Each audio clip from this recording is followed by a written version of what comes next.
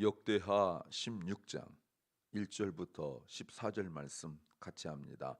아사 왕 36년에 이스라엘 왕 바아사가 유다를 치러 올라와서 라마를 건축하여 사람을 유다 왕 아사에게 왕래하지 못하게 하려 한지라.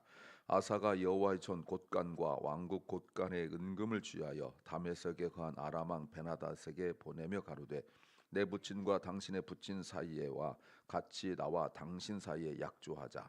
내가 당신에게 은금을 보내노니 와서 이스라엘 왕 바하사에 세운 약조를 깨뜨려서 저로 나를 떠나게 하라 하매 베나다시 아사 왕의 말을 듣고 그 군대 장관들을 보내어 이스라엘 두어 성읍을 치되 이온과 단과 아벨마임과 납달레 모든 국고성을 쳤더니 바사가 듣고 라마 건축한 일을 피하여 그 공역을 그친지라. 아사 왕이 온 유다 무리를 거느리고 바사가 라마를 건축하던 돌과 제목을 수운하여다가 게바와 미스바를 건축하였더라. 때 선견자 하나니가 유다 왕 아사에게 나와서 이르되 왕이 아람 왕을 의지하고 왕의 하나님 여호와를 의지하지 아니한 고로 아람 왕의 군대가 왕의 손에서 벗어났나이다. 구스 사람과 룰 사람의 군대가 크지 아니하며 말과 병거가 심히 많지 아니하더이까. 그러나 왕이 여호와를 의지한 고로 여호와께서 왕의 손에 붙이셨나이다. 여호와의 눈은 온 땅을 두루 감찰하사 전심으로 자기에게 향하는 자를 위하여 능력을 베푸시나니 이 일은 왕이 망령 뚱하였은즉 이후부터는 왕에게 전쟁이 있으리라 하며 아사가 노하여 선견자를 옥에 가두었으니 이는 그 말에 크게 노하였으며 그때 아사가 또 몇 백성을 학대하였더라. 아사의 시종 행적은 유다와 이스라엘 열왕기에 기록되니라. 아사가 왕이 된 지 39년에 그 발이 병들어 심히 중하나 병이 있을 때에 저가 여호와께 구하지 아니하고 의원들에게 구하였더라. 아사가 위에 있은 지 41년에 죽어 그 열주 함께 잠에 다윗성에 자기를 위하여 파두었던 묘실에 무리가 장사하되 그 시체를 법대로 만든 각양 향 제도로 가득히 채운 상에 두고 또 위하여 많이 분향하였더라. 아멘. 아사 왕의 마지막 인생에 일어난 5년 동안의 일들입니다. 전쟁에 관한 내용이 나와 있고 그리고 질병에 관한 내용이 나와 있고 그리고 죽음에 관한 내용이 나와 있습니다. 설교 제목은 중요한 일을 끝까지 감당하는 것은 쉽지 않다. 중요한 일을 끝까지 감당하는 것은 쉽지 않다. It's not easy to carry out important work to the end. It's not easy to carry out important work to the end. 정말 중요하고 의미 있는 일을 끝까지 하는 것 결코 쉽지 않습니다. 작심삼일 이런 얘기도 있지만 세상 일도 마찬가지인데 특별히 하나님의 일은 더욱 그렇습니다.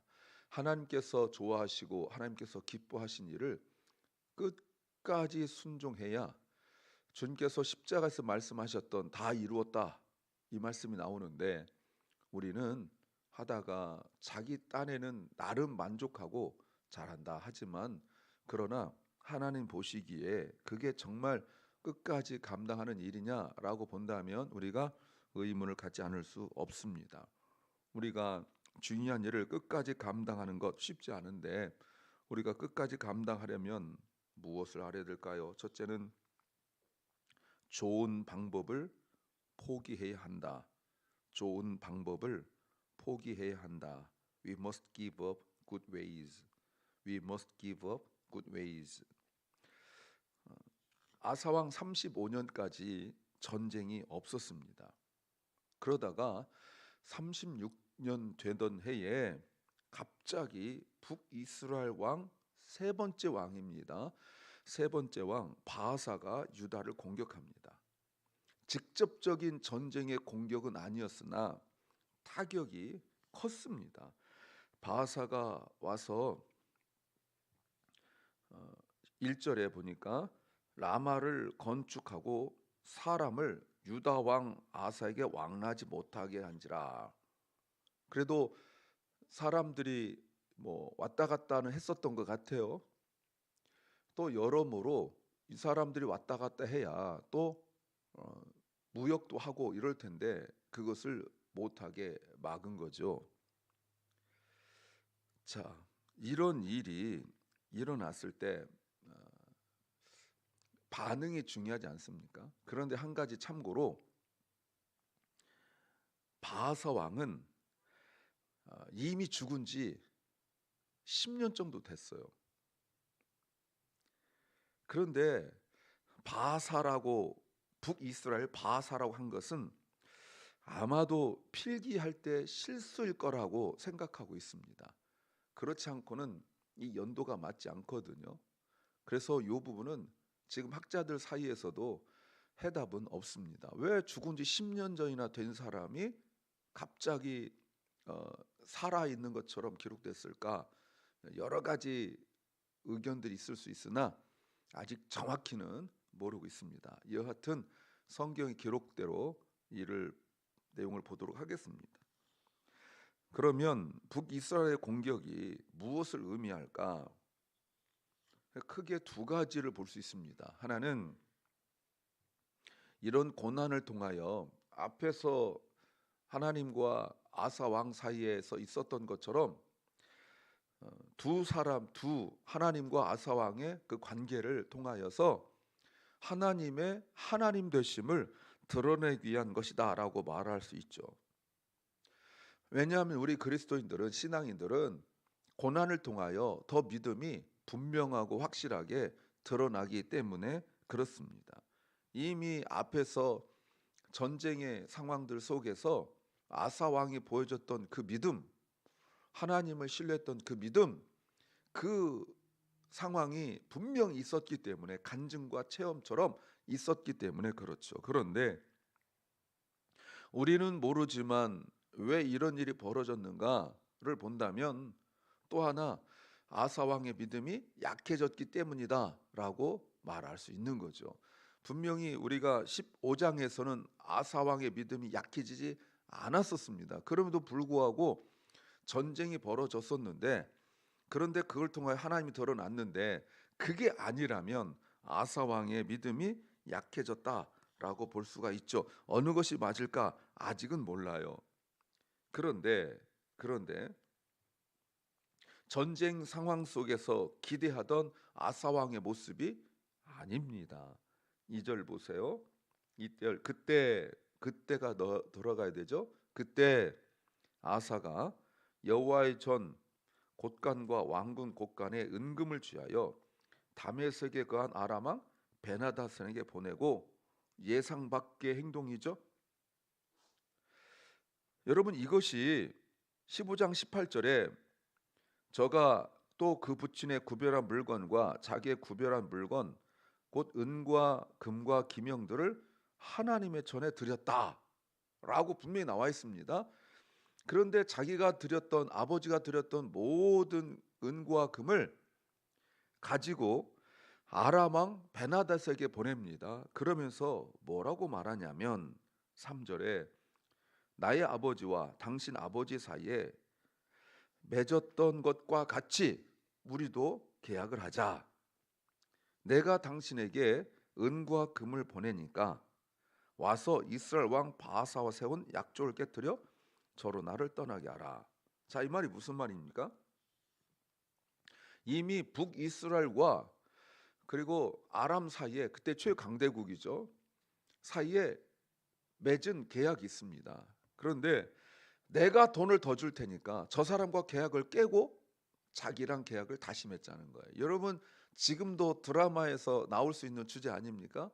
어떤 일을 했을 때 그 회사에 얼마 받았느냐, 내가 그걸 2배 줄게, 뭐 이런 얘기거든요. 지금 그 일이 일어나고 있는 거예요. 그런데 아람 왕 베나닷이 남유다에게 그런 돈을 받고 마음을 바꿔버립니다.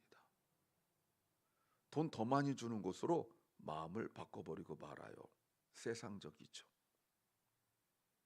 이런 사람도 있습니다. 그런데 지금 당장 위기는 넘어갈 수 있으나 아람 왕 베나닷 같은 사람은 아사 왕이 돈을 준 것보다 더 많이 돈을 주면 또 변절할 사람이죠. 이런 사람도 있습니다. 이미 앞에서 신앙적 결단으로 놀라운 일을 경험한 적이 아사 왕이 있었죠. 8절에서 하나님과 선견자 하나니가 설교한 내용이 나왔죠. 근데 이것은 분명히 7절에서 하나님을 의지하지 않는 것임에도 불구하고 그는 이 좋은 방법, 하나님의 방법을 섬기는 방법이 아니라 돈을 의지하는 나름의 좋은 방법을 선택합니다. 우리가 왜 신앙이 가다 흐지부지 되냐면 어떤 위기 앞에서 예전에 기도했던 것과 같은 그 모습이 아니라 더 좋은 방법을 찾기 때문에 그렇습니다. 그 더 좋은 방법을 포기하고 내려놓아야 돼요. 돈을 의지하고 사람을 의지하던 그 방법을 내려놓아야 신앙이 순전하게 계속될 수 있습니다. 두 번째는 은혜를 잊지 않아야 한다. 은혜를 잊지 않아야 한다. We must not forget God's grace. We must not forget God's grace. 이렇게 엉터리 같이 하고 있으니까 하나님께서 7절 선견자 하나니를 보냅니다. 자, 그리고 7절부터 9절에서 아주 강하게 꾸짖습니다. 무엇을 이야기하고 있습니까? 하나님에 대한 불신이죠. 사람을 의지하는 거죠. 그리고 하나님께서 너 옛날에 안 그랬잖아. 너 예전에 안 그랬잖아. 지금 그 얘기를 하고 있는 거예요. 네가 나를 의지할 때, 하나님의 하나님 되심을 의지할 때 어마어마한 일을 네가 경험하지 않았느냐. 그런데 왜 나를 의지하지 않고 사람을 의지하고 물질 의지하고 돈을 의지하느냐라고 말씀하시죠. 그런데 그걸 잊었어요. 하나님의 은혜를 잊었어요. 하나님의 은혜, 나에게 베푸신 은혜를 잊고 나니까 세상적으로 변해도 너무나 아주 추접스럽게 변해버린 것이 저쪽 사람보다 더 많은 돈을 주고서라도 내가 원하는 것을 가지려 하는 이 마음이 바로 믿음의 행동이 아니라는 겁니다. 그렇다면 앞으로의 고난을 예고합니다. 왜냐하면 하나님께서 무슨 말씀하시냐면 9절 여호와의 눈은 온 땅을 두루 감찰하시기 때문에 그래서 전심으로 자기에게 향하는 자를 위하여 능력을 베푸신다. 왜냐하면 예배하러 나온 사람도 없지만 예배하러 나와서도 진정으로 예배드리는 사람이 없는 거죠. 지금 그 모습이거든요. 그러면 보세요. 사람마다 걱정, 근심, 염려 없겠어요? 있죠. 그런데 주님은 그럴지라도 주님을 더 의지하는 사람을 찾는 거예요. 예전에 어떻게 했습니까? 하나님의 사람이 선지자가 하나님의 말씀을 전했을 때 아사는 겸손했습니다. 전쟁에 이기고 돌아오는데도 네가 하나님 앞에 더 순전해라 이런 말씀을 들었을 때 아사가 불평하지 않고 더 겸손했습니다. 그리고 자기 개혁부터 일어났죠. 자기 자신을 돌아보면서 자기 개혁을 먼저 했단 말이에요. 그런데 지금은 그렇지 않죠. 10절 이번에는 아사 왕이 화가 났어요. 분노했단 말을 두 번이나 강조하고 있습니다. 그래서 선견자를 옥에 가두었다. 여러분 오늘 16장 10절은 지금까지 이스라엘 역사에 처음 있는 일이에요. 아사보다 더 악한 왕들도 이러지 않았어요. 말씀을 들으면 들을 줄 알았어요. 자기 걸 고집하고 끝까지 자기 것을 밀어붙이지 않았어요. 내가 잘하고 있다고 생각할 때도 말씀을 들으면 고쳤고, 그리고 내가 잘못하고 있을 때는 더더욱 말씀을 들으면 고쳤어요. 그런데 지금 아사는 그러지 않아요. 원래 그랬던 사람이냐? 그건 아니에요. 이런 행동을 하는 왕이 북이스라엘에 있었는데 아합 왕이었습니다. 그러니까 지금 아사 왕은 아합 왕과 비슷한 영적 수준을 보여주고 있어요. 이 모습을 볼 때 선지자를 옥에 가두어서 겪은 일이 이 이후에 나오는데 예레미야 선지자입니다. 예레미야 선지자를 감옥에 집어넣었을 때 나라가 멸망당하게 되었어요. 왜? 하나님께서 말씀을 전할 단 한 사람이었는데 그걸 막았기 때문에 그렇죠. 여러분, 선지자는 많은 사람 중에 하나가 아니에요. 하나님께서 얼마나 많은 사람들 충분히 보내실 수 있으나 그때 당시에 하나님이 할 수 있는 한 사람만 선택하거든요. 근데 그 사람을 감옥에 집어넣게 되면 하나님은 일하실 수 없도록 만들어 버리는 거예요. 그럼 이것보다 더 큰 죄가 없는 거죠. 뿐만 아니라 아사 왕은 더 악해졌는데 그때 아사가 또 몇 백성을 학대했다. 여러분, 왜 학대합니까? 백성들 중에 왕한테 왜 이러십니까? 이러면 안 되는 겁니다. 주의 종에게 그러면 안 되는 겁니다. 말씀을 전할 주의 종에게 이러면 안 됩니다 라고 말을 했을 거예요. 그러니까 그들을 감옥에 집어넣어 버리는 거예요. 학대해 버리는 거예요. 왜 그래요? 내가 잘하고 있다고 생각하니까. 내가 지금 잘못하고 있지 않고 이런 말 들을 상황이 아니라는 거죠. 왜? 이런 국가적 위기에서 그럼 왕이 이렇게라도 해야지라는 그 마음이 있는 거예요. 안타깝죠. 아까도 제가 말씀드렸지만 분명히 더 위험한 상황 속에서 전쟁 상황, 그때는 직접 전쟁이었는데 기도했잖아요. 근데 지금은 직접적인 전쟁도 아니고 간접인데 기도하지 않고 돈으로 해결하려고 하는 거죠. 그러면 전에는 어떻게 했죠? 엎드렸잖아요. 기도했잖아요. 그 방법을 잊고 말았어요. 그렇다면 15장 19절에 이때부터 아사왕 35년까지는 다시는 전쟁이 없었다라고 말한 그 평화가 깨지고 마는 것입니다. 여러분, 더한 말에도 순종하던 아사가 하나님의 은혜를 잊으니까 자기 성질, 성격 나오고 맙니다. 세 번째는 고집 부리지 않아야 한다. 고집 부리지 않아야 한다. We must not be stubborn. We must not be stubborn.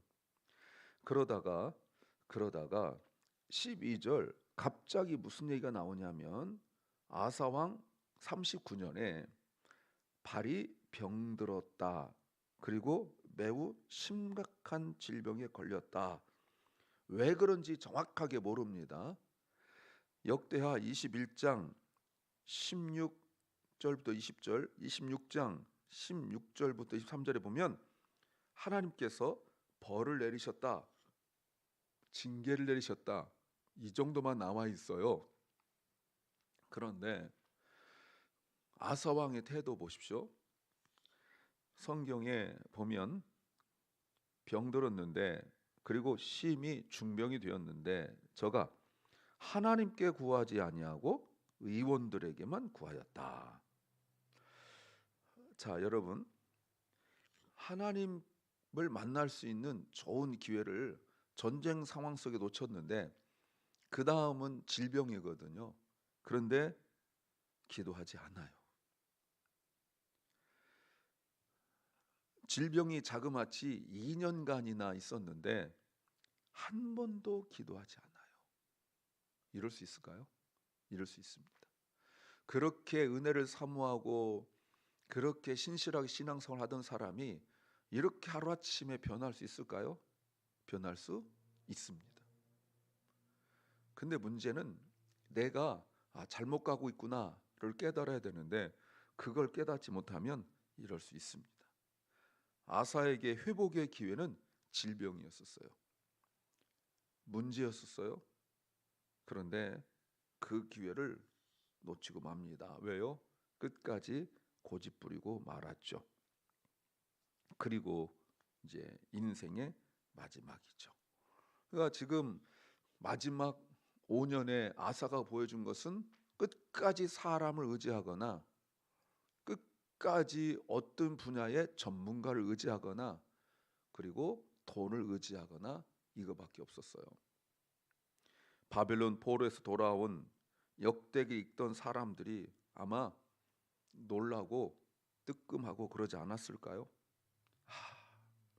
이런 위기가 우리가 회복될 수 있는 기회였는데 이러지 않았을까요? 학계 말씀 보시면 계속 그들이 성전 건축하지 않았던 핑계가 뭡니까? 돈이 없어서였거든요. 그러면 돈이 없는 사람, 돈 많이 생기면 주님 일 할까요? 맨날 시간 없다고 말하는 사람, 시간 생기면 하나님 더 잘 섬길까요? 맨날 몸이 아프고 이거 힘들고 저거 힘들어서 예배 나오지 않는 사람이, 하나님 섬기지 않는 사람이 몸이 건강해지면 하나님 더 잘 섬길까요? 아닙니다. 우리가 정말 중요한 일을 끝까지 감당하는 것은 쉽지 않아요. 내가 위기가 왔을 때 더 주님 앞에 가까이 부르려는 하나님의 마음을 깨닫고 고집 부리지 말고 주님 앞에 와서 엎드리길 소망합니다. 기도합니다. 주님, 우리 믿음이 더욱 견고해지고 믿음이 더욱더 신실해져서 하나님 앞에 늘 나오기를 힘쓰게 하옵소서. 상황이 바뀌면, 여건이 바뀌면, 또 모든 조건이 좀 더 좋아지면 주님을 섬기겠다고 생각하지만 그것은 사탄의 속임수이고 사탕발림 같은 생각이라는 것을 깨닫고, 그리 아니하실지라도 또 그럴지라도 더 주님 앞에 가까이 나오게 하여 주시옵소서. 사랑 결란과 우리 사랑하는 자녀들이 더 주님 앞에 가까이 나오게 하여 주시옵소서. 아버지 하나님, 병중에 있는 연약한 성도들을 기억합니다. 은혜 베풀어 주시고 아버지 그 모든 질병이 떠나게 하시며, 특별히 이 설교를 듣는 분들 중에서 암으로 고생하는 사람이 몇 명 있는데 주여, 말씀을 듣는 중에 기도하는 중에 그 암이 그 몸에서 떠나갈 수 있도록 성령 하나님 역사하여 주시옵소서. 오늘도 우리에게 귀한 하루 주신 주님 감사합니다. 이 하루가 더 주님을 증거하는 하루, 주님을 드러내는 하루, 더 하나님을 의지하는 하루 되게 하여 주시옵소서. 예수님 이름으로 기도하옵나이다. 아멘. 하늘에 계신 우리 아버지여, 이름이 거룩히 여김을 받으시오며 나라 임하옵시며 뜻이 하늘에서 이룬 것 같이 땅에서도 이루어지이다. 오늘날 우리에게 일용할 양식을 주옵시고 우리가 우리에게 죄 지은 자를 사하여 준 것 같이 우리 죄를 사하여 주옵시고 우리를 시험에 들게 하지 마옵시고 다만 악에서 구하옵소서. 대개 나라와 권세와 영광이 아버지께 영원히 싸움나이다. 아멘.